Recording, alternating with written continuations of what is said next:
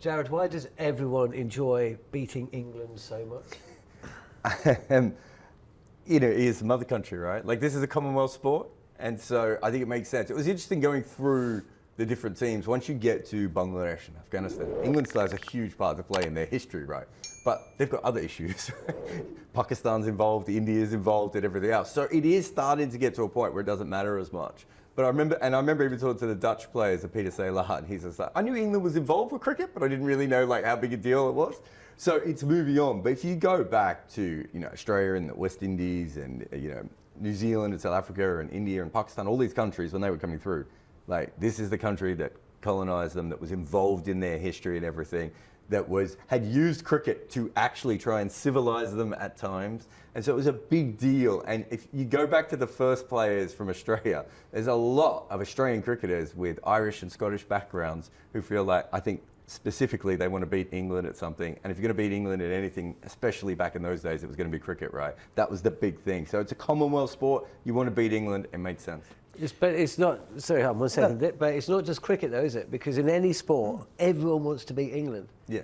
Why? We're not colonial masters of every country in the world. Like, if you look at football, didn't invent most sports though. So it is all just goes back to the empire. I think a lot of it goes back to that. Yeah, I think the sports come out of England, and the way that we think about it, like most of these, even sports like tennis, right? So tennis is a very French sport when you think about it, but Wimbledon becomes the biggest tournament, yeah? So one way or another, everything goes through England. And maybe that's changing into the future. I think now you look at sports, maybe you think USA is the team probably most countries want to beat. But that's in the last 20 years. Up until then, it was England. And England isn't going away, right? It's still an important name to put in your pocket, isn't it, Harmy? It is an important name. I was going to say, why is it that we are hated that much? Because we are hated. In every sport, we are hated. Is it because we're sort of righteous that we invented, association football? We were the first persons, and you see all the things in black and white, and everybody wants to beat England now. And it's the same as cricket. I think we're getting left miles behind in the game, largely down to the way we run our system more than anything else. But everybody does hate England, and is that just because we are high, mighty, and righteous? You are. Well, yeah, we just tell the world that what to do but we are slowly but surely, I think, year upon year. I know you're saying in the last sort of 20 years it's been about beating them out, being the Americans are becoming more powerful. India is more powerful when it comes to cricket, but it just seems as though the way our systems run, if we're not careful, we are definitely going to be left behind in the next 10 years. Yeah, it's funny because when I was writing the book, it's funny. I co-wrote it with Abhishek Mukherjee, and he was like, should we write another book on Australia? Because Australia is a better team than England in the history of cricket, right? Yeah. And then we looked at it and we're like, I don't think it has the same cachet of beating Australia. And yet, we all sit here knowing that Australia is the best team, the bullying team, the team that cricketers want to beat. Mm-hmm. But when it comes to nation building and national identity and slapping something up on the front of the newspaper, right? Beating England just still does something extra. But it's not the England of Harmy, is it? It's not the salt of the earth. Working class, it's the establishment. It is the establishment. England that everybody wants to visit. What you're saying is it's the empire. Yeah, right. It's the establishment. Harmy and you are not part of the empire. No, right? we're not. I mean, 30 years before I made my debut, there's no way they would have let me in the MCC pavilion at Lord's. No, I mean, dragged up from a coal mine in town, coal mine and village in Ashton, that just would be unheard of. And now there's obviously it's a lot changed, but that is the problem. Are we in the? Is the world? It's like when I always talk about dressing rooms are a flock of sheep. Person at the top, the most high-profile player, the biggest character, whatever he says, 9 times out of 10, everybody just goes along with. So, do people here in England, because of that establishment that we've had, and we've been hated for so many years, it's just.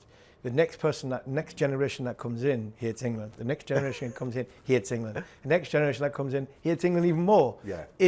Are we hated because we were hated 50 years ago, or are we hated now because we still hated because of what we do now rather than what we did 100 years ago? If you were to go through the last 100 years, who are the established haters? Who are the players that you would say have symbolised to teams abroad everything that is wrong about England? Well, I mean, I grew up with Mike Brearley jokes in Australia, despite the fact that I grew up 20 years after he played, right? Like, I mean, I never saw Mike Brearley play. And that's what I mean. That's what I mean. The yeah, flock of sheep. It's go and follow it. We were told that Mike Brearley was part of the problem. Look, he's not even good enough to be in the side as a batter. He's just there because he's, got the right kind of accent and is educated. And so I do think there is a part of that. But even if you go to present day, right? And you were talking about this. This is really interesting before. You sort of brought this up a little bit. The Johnny Bairstow run out. Johnny Bairstow stumping. The Joss Butler run out, right? The rest of the countries in the world are just like, you guys painted a crease on the ground. You had hundreds of years where you owned cricket and you looked after the laws, and you're still complaining when we use the laws effectively against you. So I do think that plays a part. But you're right. I think it is pushed on you, from generation after generation. And that is one of the reasons I use the word empire in the book, right? Because it's not the same as another country. Right? England is not the same as another country, and that's sport is a big part of you and I talked to a psychologist, a history of psychology person, and he was saying sport basically takes over from war in the late 1800s, right? Yeah. And so no one's going to go to war now to beat England, right? But the way that they're going to beat England is through football or through cricket or through getting more medals or whatever that may be. So there is an element of all that I think really plays a part. And the old Viv Richards, look at Viv Richards' record against England. Wow. And look at Viv Richards' record against everyone else. And you listen to him in Fire of Babylon, that was the whole West Indian team didn't think the same way.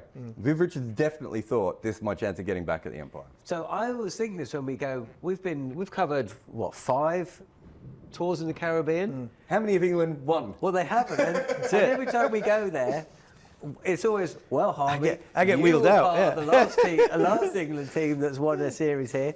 And it does seem like... They keeps getting me jobs because I keep getting wheeled out as part of the that's last true as person. well. That's the only reason I get going. But did you ever feel that teams raise their game because they're playing England?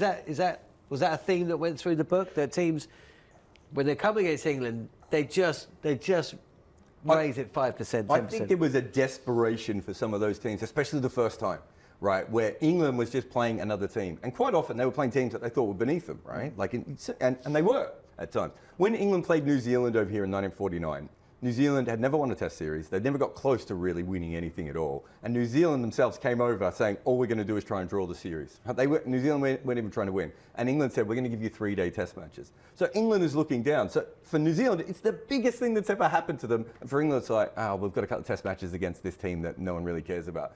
The motivation levels there are very different. And as you know, as a professional cricketer, especially as an English cricketer, you're playing so much cricket. And in your day, it was very similar to this, wasn't it? You play, for your county, you play for your county, you play for your county. Now you're playing, for internationals. Whereas for these guys, sometimes it's like they're literally playing club cricket level, and then suddenly they're at Lords. The motivations are so different. And that's the key point, the Lords bit, because the structure's changed a little bit now because obviously there's not a crossover between red ball and white ball cricket. When I first came in, it was you played 6 test matches a summer and 7 test matches a summer, and during that time you'd have a test series and then a one-day series off the back of it, and it was the same players that played all the time. But they always came to Lords first test. So when you talk about the wanting to beat you, everybody wants to play at Lords. Whatever nationality you are, if you're a footballer, you want to play at Wembley. The old Wembley. That's what it meant something. Lords means something to the world of cricket. The world of cricket, anybody that plays cricket from an early age dreams of playing at probably one venue, and that's Lords. And England throw Lords out first test match every single time. So the first test match, that nation comes into this country and plays at is Lords. So you say, has it got an added incentive? Well, it's got an added incentive to do better against England, because it's not actually doing it against England.